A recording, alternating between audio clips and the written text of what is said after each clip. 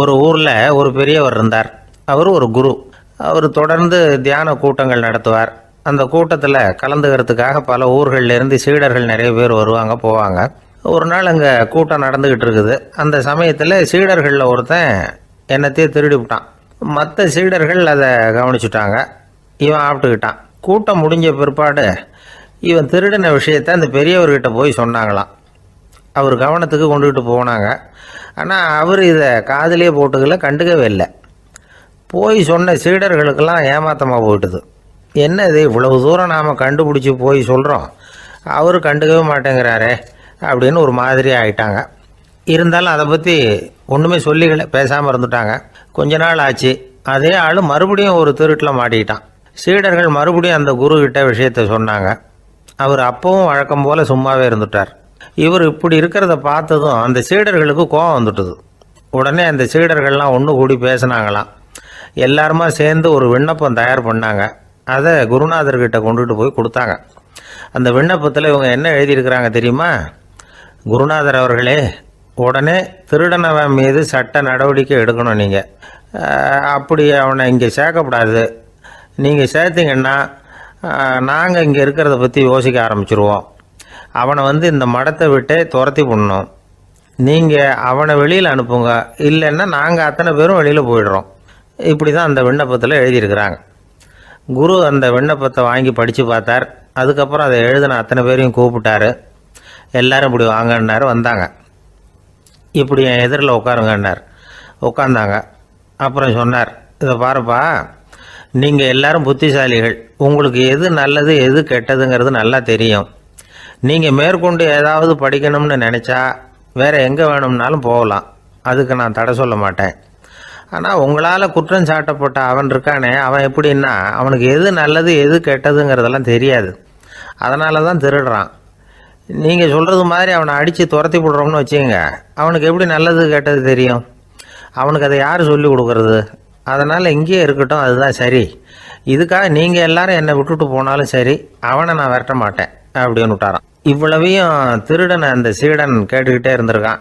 அவன் கண்களில் கண்ணீர். அப்படியே எழுந்திரிச்சு வந்தான். குரு காலில் விழுந்தான். அவன் கண்ணீரில் அவனது தீமை கழுவப்பட்டது அப்படிம்பாங்க.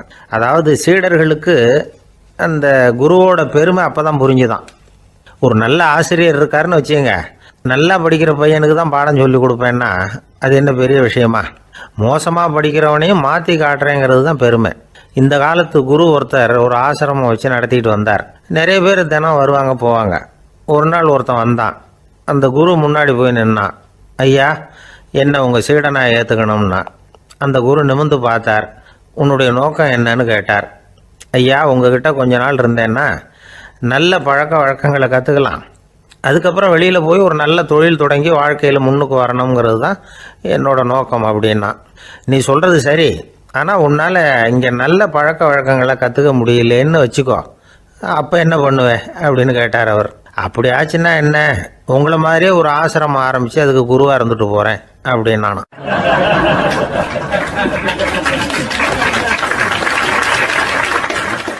ஒரு ஆள் இருந்தார். அவர் தன்னை ஒரு குருன்னு சொல்லிக்கிட்டார். மௌன குரு, வாயே திறக்கிறதில்ல.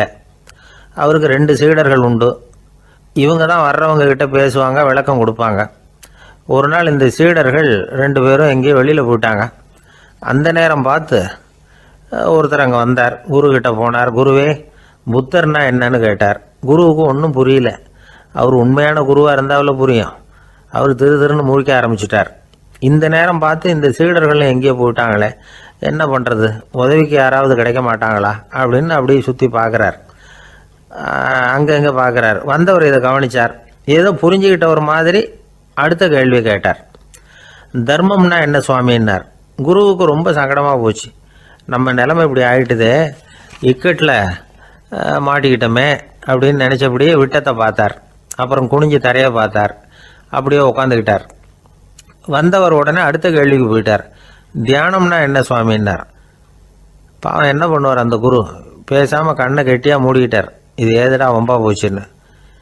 இவர் இப்படி பண்ணால் கூட வந்தவர் சளைக்கலை. இன்னொரு கேள்வியும் கேட்டார். ஆசீர்வாதம்னா என்ன அப்படின்னார். இவர் பார்த்தார். இப்படியே போனால் இவர் கேள்வி கேட்குறத நிறுத்த மாட்டார் அப்படின்னு நினச்சிக்கிட்டு எனக்கு ஒன்றுமே தெரியாதுங்கிற பாவனையில் 2 கையையும் விரித்து காட்டினார். வந்தவர் முகத்தில் மகிழ்ச்சி, மன நிறைவு, ஏதோ எல்லாம் புரிஞ்சுக்கிட்ட ஒரு மாதிரி அங்கேருந்து புறப்பட்டு போனார். வழியில் அந்த குருவோட சீடர்கள் 2 பேரையும் சந்தித்தார். உங்கள் குருவை தான் பார்த்துட்டு வரேன்னார். இவர் என்ன நடந்ததுன்னு கேட்டாங்க. இவர் விவரமாக சொல்கிறார். உங்கள் குரு எவ்வளவு பெரிய ஞானி தெரியுமா? புத்தர்னா என்னன்னு கேட்டேன். அதுக்கு அவர் அப்படியும் இப்படியும் பார்த்தார். அதுக்கு என்ன அர்த்தம் தெரியுமா? மக்கள் புத்தரை வந்து அங்கேயும் இங்கேயும் தேடுறாங்க. உண்மையில் அவர் அங்கேயும் இங்கேயும் தேடி கண்டுபிடிக்க முடியாது அப்படிங்கிறத அவர் செய்கை மூலம் உணர்த்தினார். அதுக்கப்புறம் தர்மம்னா என்னன்னு கேட்டேன். அவர் மேலேயும் கீழையும் பார்த்து தர்மம் சமமானது, அதில் உயர்வு தாழ்வு இல்லைங்கிறத உணர்த்தினார். அதுக்கப்புறம் தியானம்னா என்னன்னு கேட்டேன். கண்ணை மூடிக்கிட்டார். கண்ணை மூடி காணுகிற அற்புதம் அது அப்படிங்கிறத புரிஞ்சுக்கிட்டேன். கடைசியாக ஆசீர்வதிக்கப்படுறது பற்றி கேட்டேன். கைகளை நீட்டி உதவுறது தான் அது அப்படிங்கிறத தன்னுடைய இருகை விரித்து உணர்த்தினார். எவ்வளோ பெரிய மகான் அவர் அப்படின்னு சொல்லிவிட்டு அவர் பாட்டு போயிட்டார். சீடர்கள் அதுக்கப்புறம் மெதுவாக குருக்கிட்ட வந்து சேர்ந்தாங்க. அவங்கள பார்த்ததும் குருவுக்கு கோபம் வந்துட்டுது. அடே பாவிகளா, எங்கடா போய் தொலைஞ்சிங்க? நான் ஒரு ஆளுகிட்ட மாட்டிக்கிட்டு என்ன பாடுபட்டிருக்கேன் தெரியுமான்னார். இது மாதிரி தான் நாம் சாதாரண மனிதர்களின் புற வேடங்களிலேயே மயங்கி போயிடுறோம். அவங்க பேச்சு, செய்கை, பார்வை இதிலெல்லாம் ஏதோ பெரிய தத்துவம் இருக்கிறதாக நினச்சிக்கிறோம். உண்மையிலேயே அந்த தத்துவங்கள் யாருக்கு சொந்தம்? அவங்களுக்கு இல்லை, நமக்கு தான் சொந்தம். நாம் தானே அதை கற்பிச்சுக்கிட்டோம். நாம் அடையாளம் கண்டுக்கிறது இல்லை, நாம் யாருங்கிறது நமக்கு புரியறதில்ல. அதுதான் இன்றைக்கி நடக்கிறது. அதனால தான் அடுத்தவங்களை தேடி ஓடிக்கிட்டு இருக்கிறோம். சில வீடுகளில் கூட இது மாதிரி சைகைகள் உண்டு. சில குடும்ப தலைவர்கள் தினமும் காலையில் கண்ணை கெட்டியாக மூடிக்கிட்டு கை 2ஐயும் சுத்தமாக விரித்து வச்சுக்கிட்டே உட்காந்து தியானம் பண்ணுறது வழக்கம். எதுக்காக அப்படி பண்ணுறீங்கன்னு ஒருத்தரை பார்த்து கேட்டேன். இந்த மாதம் வாங்கின சம்பளம் பூரா தீர்ந்து போச்சு, இனிமேல் என் கையில் சுத்தமாக ஒன்றும் இல்லை, புதுசாக எதுவும் செலவு வச்சுடாதே அப்படிங்கிறத அப்படி உள்ளங்கை 2ஐயும் விரித்து காட்டி அவங்களுக்கு உணர்த்துறேன் அப்படின்னார்.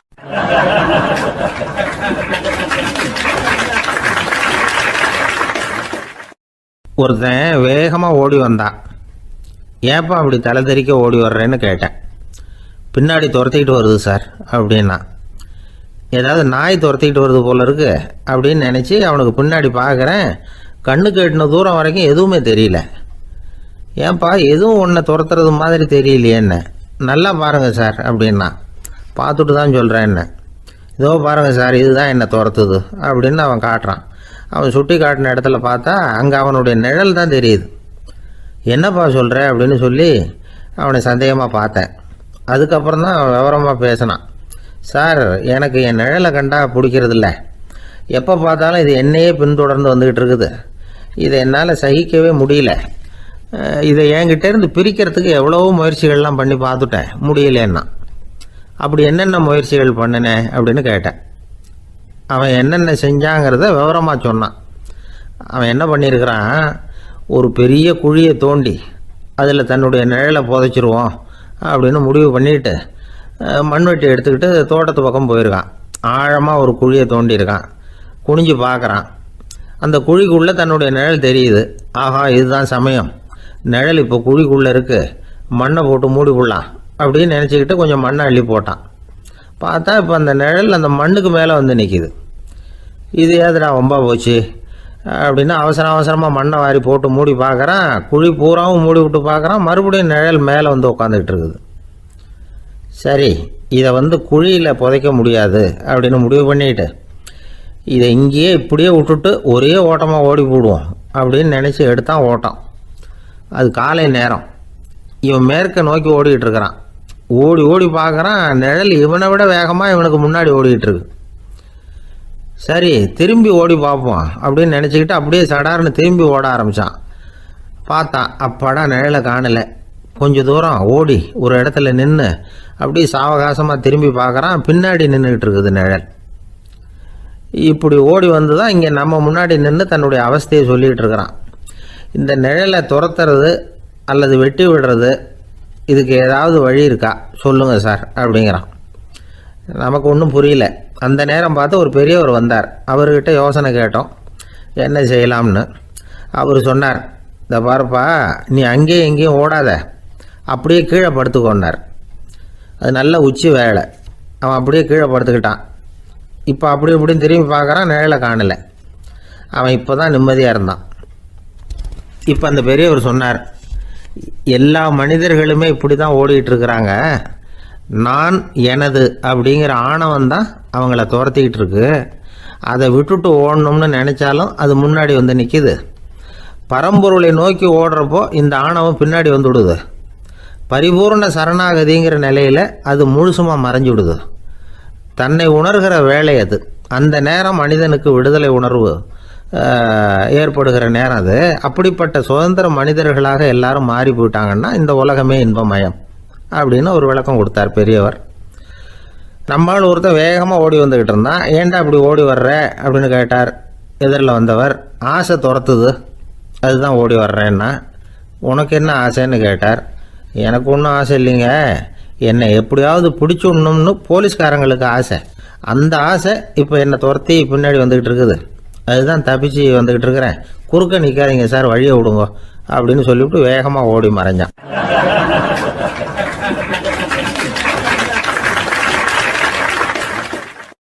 எனக்கு வாழ்க்கையில் ஒரே ஒரு ஆசை தான் சார் அப்படின்னார் ஒருத்தர். அது என்னன்னு கேட்டேன். ஆசைகளை ஒழிச்சுடணுங்கிறது தான் என்னோட ஆசை அப்படின்னார். இப்படி ஆசைகளை ஒழிக்க வேண்டும் அப்படிங்கிறதையே ஒரு ஆசையாக கொள்வது அபத்தம் அப்படிங்கிறார் ஒரு பெரியவர். இது மாதிரி ஆசைகளை ஒழிக்க ஆசைப்பட்டா அந்த நோக்கம் நிறைவேறாதான். அந்த முயற்சியால் புதுசாக சில துன்பங்கள் தான் சேருமா. அதில் புதுசாக ஒரு ஆசை தலை தூக்கும் அப்படிங்கிறார் அவர். ஆசைகளை தானாக விழ வச்சுடலாம். அதுக்கு வழி என்ன தெரியுமா? எந்த ஒரு ஆசையையுமே பூரணமாக நிறைவேற்றி கொள்ள முடியாதுங்கிறத உணரணும். அதை உணர்ந்தால் ஆசைகள் தானாக விழுந்துடும். அதை விட்டுட்டு ஆசைகளை விட்டுடணுங்கிறதையே ஒரு ஆசையாக வச்சுக்கிட்டு அதுக்காக கடுமையாக முயற்சிகளையும் செஞ்சுக்கிட்டு நான் ஆசைகளை விட்டுட்டு ஞானோதயம் அடையிறதுக்கு கடுமையாக முயற்சி பண்ணிகிட்டு இருக்கிறேன் சார் அப்படின்னு சொல்லிக்கிட்டு இருந்தால் எந்த காலத்துலேயும் ஞானோதயம் வரப்போகிறதில்ல. அதுக்கு பதிலாக துன்பந்தான் சேரும் அப்படிங்கிறது அவரோட கருத்து. எந்த ஒரு ஆசையையும் பூரணமாக நிறைவேற்றி கொள்ள முடியாது அப்படிங்கிறத உணரணும். ஒரு ராஜா, அவர் மனசில் அமைதி இல்லை, எப்பவும் கஷ்டப்பட்டுக்கிட்டே இருந்தார். இந்த துன்பத்தை போக்குறதுக்கு பல வழிகளில் என்னென்னமோ முயற்சியெல்லாம் பண்ணி பார்த்தார். ஒன்றும் சரியாக வரல. கடைசியாக ஒரு காரியம் பண்ணார். அதாவது ஒரு வேதாந்தியை தேடிட்டு போனார். அவரை பார்த்து கேட்டார், ஐயா, என்னுடைய துன்பங்கள்லேருந்து நான் விடுபடணும், அதுக்கு சுலபமாக ஏதாவது ஒரு வழி இருந்தால் சொல்லுங்களேன் அப்படின்னு கேட்டுக்கிட்டார். அதுக்கு அந்த வேதாந்தி சொன்னார், அதுக்கு ஒரு வழி சொல்கிறேன், அது மாதிரி செய். அதாவது உன்னுடைய ராஜ்யத்துக்குள்ள போதுங்கிற மனசோட வாழுற ஒருத்தனை கண்டுபிடிக்கணும். அப்படி கண்டுபிடிச்சி அவனுடைய சட்டையை வாங்கி நீ போட்டுக்கணும். அப்படி போட்டுக்கிட்டா உன்னுடைய துன்பம் தீர்ந்துடும் அப்படின்னார். உடனே ராஜாவுக்கு ரொம்ப மகிழ்ச்சி. அரண்மனையில் இருந்த அத்தனை பேரையும் ஆளுக்கு ஒரு பக்கமாக அனுப்புனார். தேட சொன்னார். போதுங்கிற மனசுடைய ஒருத்தனை கண்டுபிடிச்சி கொண்டுகிட்டு வாங்க அப்படின்னார். எங்கெங்கேயோ தேடி கடைசியாக ஒரு ஆளை கண்டுபிடிச்சாங்க. அவன் போதுங்கிற மனசோடு இருக்கிறவன் தான். ஆனால் அவன்கிட்ட சட்டை எதுவும் இல்லை. இடையில கட்டியிருக்கிற துண்டே போதுங்கிற மனசோடு அவன் வாழ்ந்துக்கிட்டு இருக்கிறான். சட்டை இருந்தாவில் ராஜா வாங்கி மாட்டிக்க முடியும். அந்த வேதாந்தி ஏன் அப்படி சொன்னாருங்கிறதுக்கான அர்த்தம் இப்போ தான் ராஜாவுக்கு புரிஞ்சுதான். இது வரைக்கும் சொன்னதெல்லாம் ஞான மார்க்கத்தை தேடிக்கிறவனுக்கான உள்ள தகவல். இப்போ இன்னைக்கு இளைஞர்கள் இதை கேட்டுவிட்டு நமக்கு ஆசையே வேணாம் அப்படின்னு முடிவு பண்ணிவிட்டா வாழ்க்கையில் முன்னேறவே முடியாது. நம்முடைய முயற்சிக்கு ஆசை தான் தூண்டுகோல். அதனால் இந்த ஆசையையும் அந்த ஆசையையும் போட்டு குழப்பிக்கக்கூடாது. ஆனால் ஒன்று, பேராசை நமக்கு தேவையில்லை. நாம் படுற ஆசையிலேயும் ஒரு நியாயம் இருக்கணும். ஏன்னா நம்மளில் சில பேர் நீங்கள் தான் சார் சொன்னீங்க, அதனால தான் ஆசைப்பட்டேன், அரை தான் கிடச்சிது மிச்சம் அப்படிம்பாங்க கன்னத்தை தடவிக்கிட்டே. அதனால் இப்போல்லாம் எந்த தகவலை சொன்னாலும் ரொம்ப எச்சரிக்கையாக இருக்க வேண்டியிருக்குது. ஒரு ஆள் ஒரு கடை வச்சு வியாபாரம் பண்ணிக்கிட்டு இருந்தான். அவனுக்கு ரொம்ப பேராசை, நிறைய பணம் சேர்க்கணும்னு. திடீர்னு ஒரு நாள் அவனுக்கு உடம்பு ரொம்ப சுகம் இல்லாமல் போயிட்டுது. இனிமேல் பிழைக்கிறது கஷ்டங்கிற நிலைமை. மரணப்படுகையில் இருக்கிறான். சொந்தக்காரங்கள்லாம் சுற்றி உட்காந்துருக்குறாங்க. இவன் மெதுவாக கண்ணை திறந்து பார்க்குறான். என் வீட்டுக்காரி எங்கேன்னா, இதோ இருக்கேன் அப்படின்னாங்க அந்த அம்மா. பசங்கள்லாம் எங்கேங்கிறான். இதோ பக்கத்தில் தான் நின்றுக்கிட்டு இருக்கிறோங்கிறாங்க. பொண்ணுங்க எங்கேங்கிறான். எல்லாம் இங்கே தான் இருக்கிறோம் அப்படிங்கிறாங்க. எல்லாம் இங்கே தான் பக்கத்தில் தான் இருக்கோம், நீங்கள் கவலைப்படாதீங்கன்னு சொல்கிறாங்க எல்லாம். அவன் மெதுவாக கஷ்டப்பட்டு வாயை திறந்து, அட பாவிங்களா, எல்லாரும் இங்கே இருந்தால் அங்கே கடையை யார் கவனிக்கிறது அப்படின்னானா.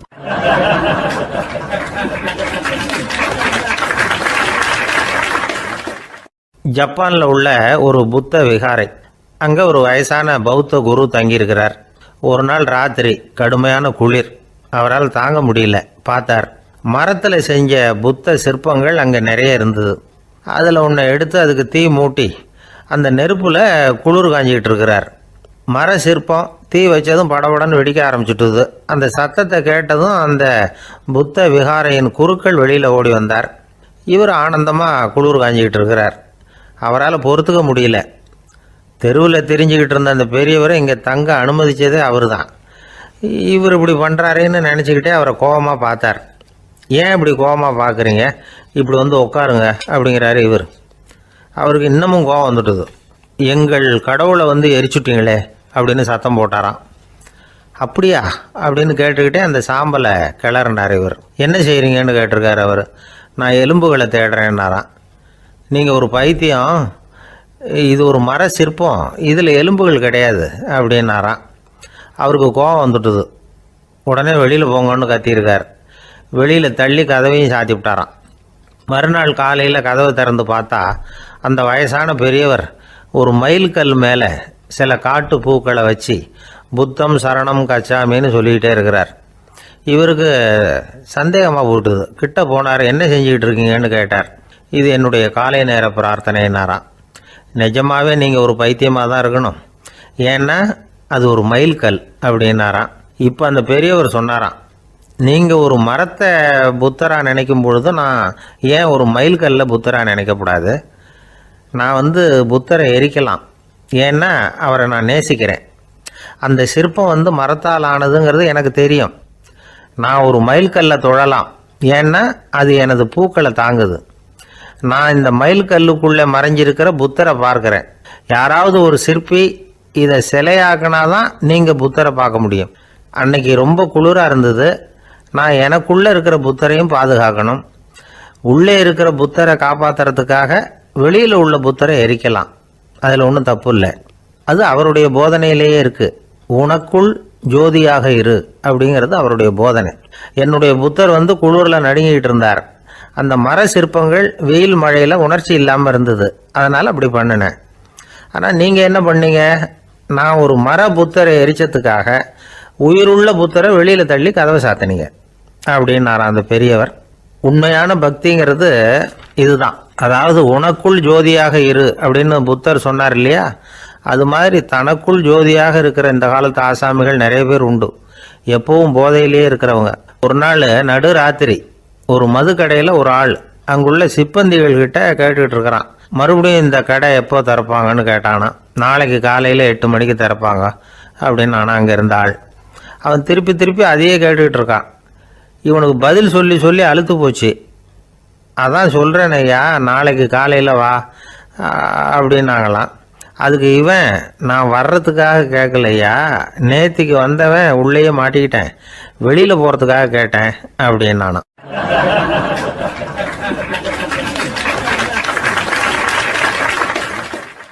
ராமகிருஷ்ணர் வாழ்ந்த காலத்தில் நடந்த ஒரு நிகழ்ச்சி இது. அப்போது ஒரு ஓவியர் இருந்தாராம். அவருக்கு ஒரு ஆசை, ராமகிருஷ்ணர் படத்தை வரையணும். அதை அவர்கிட்டயே கொண்டுட்டு போய் காட்டி அபிப்பிராயம் கேட்கணும். இதுதான் அந்த ஓவியரின் ஆசை. உடனே ராமகிருஷ்ணர் படத்தை வரைஞ்சி முடித்தார். அதை எடுத்துக்கிட்டு போனார். இவர் போன சமயம் அங்கே ராமகிருஷ்ணர் சீடர்களோடு உட்காந்துருக்கிறார். விவேகானந்தர் அங்கே இருக்கிறார். இந்த ஓவியர் கொண்டுகிட்டு போய் தான் வரைந்த ஓவியத்தை அவர்கிட்ட காட்டினார். ராமகிருஷ்ண பரமஹம்சரின் ஓவியத்தை ராமகிருஷ்ணர்கிட்டயே காட்டுறார். ராமகிருஷ்ணர் என்ன பண்ணார் தெரியுமா? அந்த படத்தை பார்த்தார். உடனே அது காலை தொட்டார். குருதேவருடைய இந்த செயல் சீடர்களுக்கு ரொம்ப வியப்பை உண்டு பண்ணிச்சு. சில பேர் மனசுக்குள்ளேயே ரொம்ப குழம்பி போக ஆரம்பிச்சிட்டாங்க, என்ன இப்படி பண்ணுறாருன்னு. என்ன இது அவரோட படம், அவரே அவரோட படத்தின் காலை தொடுறார் அப்படின்னு யோசித்தாங்க. சில பேர் ஒன்றும் புரியாமல் ஒருத்தர் பார்த்து சிரிச்சுக்கிட்டாங்க. அந்த இடத்துல சீடர்கள் மட்டும் இல்லை, சீடர் அல்லாத பல பேர் இருந்தாங்க. தன்னுடைய காலை தானே தொடர இவருடைய செயல் பற்றி என்ன நினைக்கிறது அப்படின்னு அவங்களும் குழம்பி போய் நிற்கிறாங்க. அந்த படத்தை வரைஞ்சி அவர்கிட்ட காட்டின அந்த ஓவியருக்கும் அதிர்ச்சி. இருந்தாலும் அவர் சீடர் கிடையாது, அதனால் கொஞ்சம் துணிச்சலை வர வச்சுக்கிட்டு கேட்டார், என்னங்க இது, என்னால் என்னுடைய கண்களையே நம்ப முடியல, இது உங்கள் சொந்த உருவப்படம், நீங்கள் உங்கள் சொந்த கால்களையே தொடுறீங்க, இது எங்களுக்கு கொஞ்சம் சங்கடமாக இருக்குதே அப்படின்னார். ராமகிருஷ்ணரின் கண்களில் ஆனந்த கண்ணீர் வழிஞ்சுதான். அவர் சொன்னாராம், இது என்னோட படம்ங்கிறது எனக்கு தெரியும், ஆனால் இது என்னோட படம்ங்கிறதுனால நான் இதோட காலை தொடலை. நீ என்னுடைய சமாதி நிலையை இந்த படத்தில் படம் பிடிச்சி காட்டியிருக்கிற, அதனால் அதோட காலை தொடறேன். சமாதி நிலையில் யார் இருந்தாலும், அது என்னுடைய படமாக இருந்தாலும் சரி அல்லது வேறு யாருடைய படமாக இருந்தாலும் சரி, படம் யாருதுங்கிறது முக்கியம் இல்லை. இதில் எது முக்கியம்னா அது தன்னை உணர்ந்த ஒரு உணர்நிலையின் படம். அப்படி இருக்கிறப்போ அதோட காலை நான் தொடணும். அதுக்கு நீங்கள் எல்லாரும் ஏன் சங்கடப்படுறீங்கன்னு எனக்கு தெரியல அப்படின்னாராம். இப்போ தான் அங்கே இருந்த சீடர்களுக்கும் மற்றவங்களுக்கும் விவரம் புரிஞ்சுதான். இதுக்கு முன்னாடி யாரும் செய்யாததை இவர் செஞ்சிருக்கிறார், ஆனால் அவருடைய காரணம் ரொம்ப நியாயமானது அப்படிங்கிறத உணர்ந்தாங்களாம். இதுவரைக்கும் ஆன்மீகத்தில் சமாதி நிலை, அதாவது தன்னை உணர்ந்த நிலை பற்றி புரிஞ்சுக்கிட்டோம். இல்லறத்தில் ஏற்படக்கூடிய சமாதி நிலை பற்றி உங்களுக்கு தெரியுமா? ஒரு அம்மா டாக்டர்கிட்ட வந்து சொன்னாங்களாம், டாக்டர், என் வீட்டுக்காரருக்கு உடம்புல ஏதோ கோளாறுன்னு நினைக்கிறேன், நான் எவ்வளவு நேரம் பேசினாலும் காதில் விழாதது மாதிரி உட்கார்ந்துருக்கிறார் அப்படின்னு ஆகலாம். அதுக்கு அந்த டாக்டர் சொன்னாராம், அம்மா, அது உடம்பு கோளாறு இல்லை, அது ஒரு பெரிய திறமை அப்படின்னாராம்.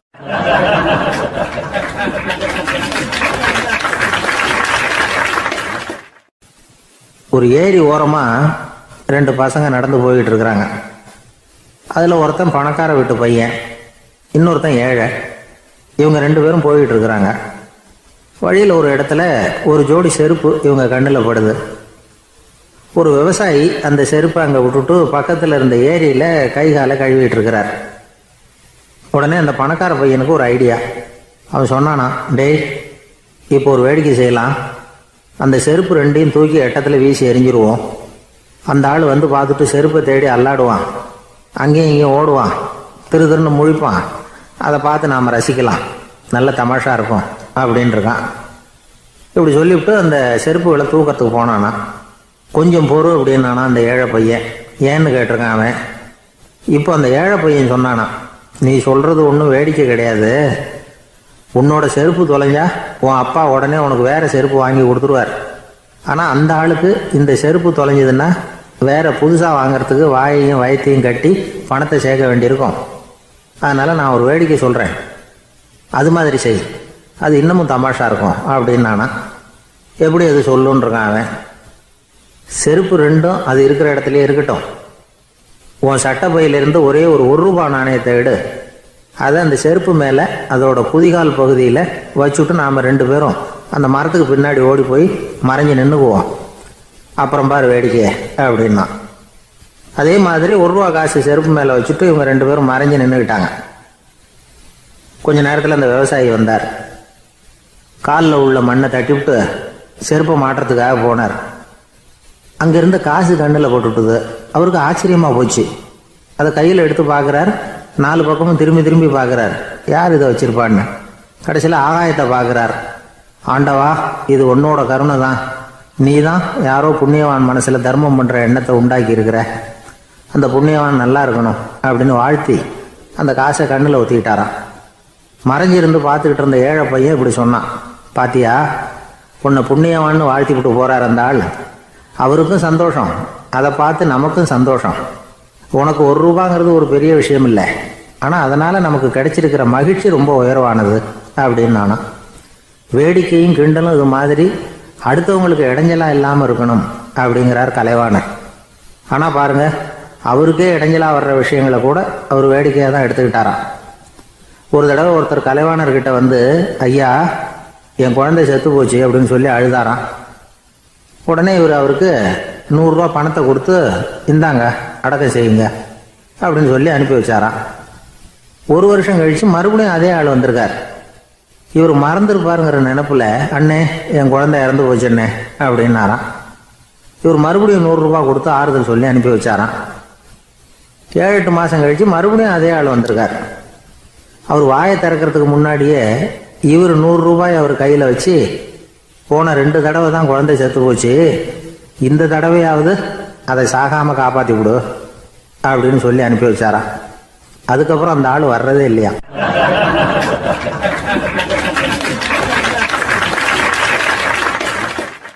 ஒரு ரயில் வேகமாக போயிட்டு இருக்கு. அது ஒரு ரயில்வே ஸ்டேஷனில் கொஞ்ச நேரம் நின்றுது. அப்போ அதில் ஒரு ஆள் ஏறினார். தலையில் ஒரு மூட்டையை வச்சுருந்தார். மூட்டையை தலையில் சுமந்துக்கிட்டே உள்ளே வந்தார். மூட்டையை தலையில் சுமந்துக்கிட்டே ஒரு இடத்துல உட்காந்தார். ரயில் மறுபடியும் புறப்பட்டது. இவர் தன் தலையில் இருந்த மூட்டையை கீழே இறக்கி வைக்கணும்ல, வைக்கல, சுமந்துக்கிட்டே வர்றார். எதிரில் உட்காந்துருந்தவர் கேட்டார், ஏங்க ஏன் இப்படியே உட்காந்துருக்குறீங்க தலையில் மூட்டையை வச்சுக்கிட்டு? மூட்டையை கீழே இறக்கி வைக்கலாமே அப்படின்னார். வேணாங்க, பாவம், தலையில் இருக்கிற மூட்டையை இறக்கி ரயிலில் வச்சா ரயிலுக்கு பாரம் அதிகமாக இருக்கும் அப்படின்னார் அவர். இப்படி ஒரு ஆளை பார்த்தா நமக்கு சிரிப்பு தான் வரும். ஏன்னா ரயிலுங்கிறது அந்த மூட்டையையும் சேர்த்து சுமந்துக்கிட்டு தான் போகுது. அவன் அந்த மூட்டையை தலையில் வச்சுருந்தாலும் ஒன்று தான், தரையில் வச்சுருந்தாலும் ஒன்று தான். அதனால் ரயிலுக்கு எந்த மாற்றமும் ஏற்பட போகிறதில்ல. அதே மாதிரி தான் நம்ம மனமும். இதுவும் ஒரு தேவையில்லாத சுமை, அனாவசியமாக சுமந்துக்கிட்டு இருக்கிறோம். இதை கீழே இறக்கி வச்சுட்டா வாழ்க்கை பிரயாணம் சுகமாக இருக்கும். ரயில் பிரயாணம் பண்ணுற அந்த ஆள் மூட்டையை சுமக்கிறான், வாழ்க்கை பிரயாணம் பண்ணுற நாம மனசை சுமக்கிறோம். இது ரெண்டுக்கும் எந்த வித்தியாசமும் இல்லை. மனசை கீழே இறக்கி வச்சுட்டா பாரம் இல்லாமல் வாழலாம், பறவைகள் மாதிரி பறக்கலாம், குழந்தைகள் மாதிரி கள்ளங்கபடம் இல்லாமல் வாழலாம். இந்த வெளி உலகத்தில் நாம் நிலை பெற்று இருக்கணும், வேரூன்றி இருக்கணும். அதே சமயம் நம்முடைய உள்வெளியில் ஆன்மீக வாழ்க்கையில் பாரம் இல்லாமல் இருக்கணும். அப்போ பறக்கணும், நதியை போல் ஓடணும், மிதக்கணும். பயணம் சுகமாக இருக்கும், களைப்பு தெரியாது, கவலை தெரியாது. ஒரு சீடன் போதி தர்மரை நாடி வந்தான். குருவே, நீங்கள் என்ன வெறுமையாக இருக்க சொன்னீங்க, நான் இப்போ மறுபடியும் வெறுமையானவன் ஆகிட்டேன், அதனால் இப்போ என்ன செய்ய சொல்கிறீங்க என்ன அப்படின்னு சொல்லி நின்னான். உடனே அந்த குரு பக்கத்தில் இருந்த ஒரு குச்சியை எடுத்து அவன் தலையில் அடித்து, போய் அந்த வெற்றுத்தன்மையையும் வீசி எறிந்து விட்டு வா அப்படின்னார். நான் இப்போ காலியாக இருக்கிறேன்னு ஒருத்தன் சொல்கிறான்னு வச்சுங்க, அது உண்மை இல்லை. ஏன்னா இன்னமும் அதில் நான்கிற எண்ணம் இருக்குது. எந்த சிந்தனையும் இல்லாமல் இருக்கிறது கடினம்தான்.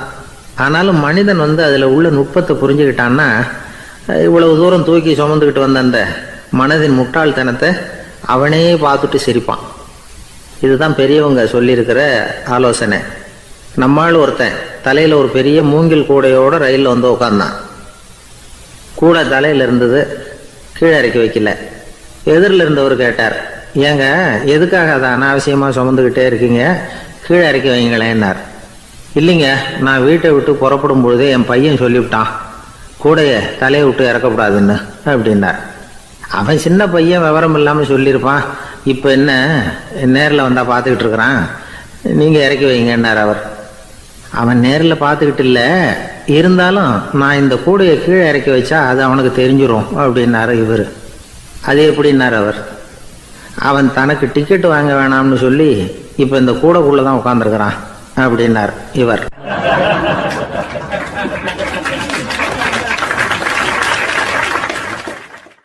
எனக்கு தெரிஞ்ச ஒருத்தர் இருக்கார். அவர் ஒரு பெரிய காவல்துறை அதிகாரி, ரொம்ப கண்டிப்பானவர். அவரை கண்டாவே எல்லாரும் பயப்படுவாங்க. அப்படிப்பட்டவர் வீட்டுக்கு போனால் அப்படியே அடியோடு மாறிடுவார். அங்கே போய் பார்த்தீங்கன்னா குழந்தைகளோட குழந்தையா அவர் விளையாடிக்கிட்டு இருப்பார். அலுவலக சமயத்தில் பார்த்தீங்கன்னா குதிரை முதுகில் அவர் உட்காந்துருப்பார். வீட்டில் பார்த்தீங்கன்னா அவர் முதுகில் குழந்தை உட்காந்துருக்கும். அவர் குதிரை மாதிரி போயிட்டு இருப்பார். இது எப்படிங்க முடியுது உங்களால் அப்படின்னு கேட்டாங்க. அது ஒன்றும் இல்லை, இங்கே வீட்டுக்கு வந்த உடனே என்னோட மனசை தனியாக எடுத்து வச்சிருவேன் அப்படின்னார். அது என்னங்க உங்கள் சட்டப்பையிலையா இருக்குது மனசு, அது தனியாக எடுத்து வைக்கிறதுக்கு அப்படின்னு கேட்டாங்க. அப்படி இல்லைங்க, இது ஒரு பயிற்சி, மனப்பயிற்சி, அவ்வளவுதான் அப்படின்னார். இப்படி சமயம் பார்த்து மனசை தனியாக வச்சுவிட தெரிஞ்சவங்க வாழ்க்கையில் எப்பவும் உற்சாகமாக இருப்பாங்க அப்படிங்கிறது பெரியவங்க கருத்து. ஒரு டாக்டர் ஆஸ்பத்திரியில் இருக்கிற வரைக்கும் டாக்டராக இருக்கலாம். அவர் மனைவிகிட்டையும் அவர் டாக்டராக இருக்க வேண்டிய அவசியம் இல்லை. ஒரு வக்கீல் கோர்ட்டில் இருக்கிற வரைக்கும் வக்கீலாக இருக்கலாம். வீட்டுக்கு வந்ததுக்கு அப்புறமும் வக்கீலாக இருக்க வேண்டிய அவசியம் கிடையாது. வீட்டில் குழந்தைகள்கிட்ட விளையாடும் பொழுதும் அதுகள்கிட்ட ஃபீஸு கேட்டுக்கிட்டு இருக்கக்கூடாது. நாம் எப்படி இருக்கணும்னு பெரியவங்க சொல்கிறாங்கன்னா, மனசோட சேரக்கூடாதான். அப்படி சேராமல் வாழ்க்கையை கவனிக்கணுமா. மனசை அப்படியே தனியாக எடுத்து பக்கத்தில் வச்சுடணும். அப்படின்னா அதை அப்படியே தூக்கி எறிஞ்சுடு அப்படின்னு அர்த்தம் இல்லை. ஏன்னா மனசுங்கிறது நமக்கு உபயோகப்படக்கூடிய ஒன்று தான். எப்போ அது தேவையோ அப்பப்போ எடுத்து உபயோகப்படுத்திக்கணும். தேவைப்படுறப்போ எடுத்து கண்ணாடியை மாட்டிக்கிறோம்ல, படிக்கும் பொழுது கண்ணாடி தேவைப்படுது, எடுத்து மாட்டிக்கிறோம் இல்லையா? அது மாதிரி கணக்கு போடுறதுக்கு மனசு தேவை. கடைக்கு போய் ஒரு பொருள் வாங்குகிறோம், காசு கொடுக்குறோம், மீதி சில்லறை சரியாக இருக்கா அப்படின்னு எண்ணி பார்த்து வாங்க வேண்டியிருக்கு. அந்த சமயத்தில் மனசை எடுத்து தனியாக வச்சுட்டேன் அப்படின்னு சொல்லிட்டு இருக்கக்கூடாது. பரீட்சைக்கு படிக்க வேண்டியிருக்குது, படித்ததையெல்லாம் அப்படியே நினைவில் வச்சுக்க வேண்டியிருக்கு. அந்த சமயத்தில் மனசை தூக்கி எறிஞ்சுட்டேன் சார் அப்படின்னு சொல்லிட்டு இருக்கக்கூடாது. அப்படி சொன்னால் பரீட்சை நம்மளை தூக்கி எறிஞ்சிடும். அதனால் தேவைப்படுறப்போ மனசை உபயோகப்படுத்தணும், தேவையில்லாதப்போ அது தனியாக ஓய்வு எடுத்துக்க விட்டுடணும். இப்படி நாம் பழக்கப்படுத்திக்கிட்டா வாழ்க்கைங்கிறது நமக்கு புதுசாக தெரியுமா. மனசுக்கும் ஒரு சக்தி கிடைக்கும்.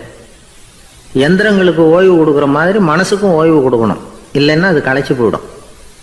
குழந்தைகள் மனசை சுமந்துக்கிட்டு இருக்கிறது இல்லை. இது முதியவர்கள் குழந்தைகள்கிட்ட இருந்து கற்றுக்க வேண்டிய ஒரு பாடம். ஆனாலும் இந்த கால குழந்தைகள்கிட்ட ரொம்ப எச்சரிக்கையாக இருக்க வேண்டியிருக்கு. ஒரு தாத்தாவும் பேரனும் விளையாடிக்கிட்டு இருக்கிறாங்க. தாத்தா, எனக்கு சைக்கிள் ஓட்ட கற்றுக் கொடு அப்படிங்கிறான் பேரன். சைக்கிள் உயரம் கூட இல்லை, அதுக்குள்ளே சைக்கிள் ஓட்டணுமா அப்படின்னார் தாத்தா. ஏன் தாத்தா, ரயில் ஓட்டுறாரு அவர்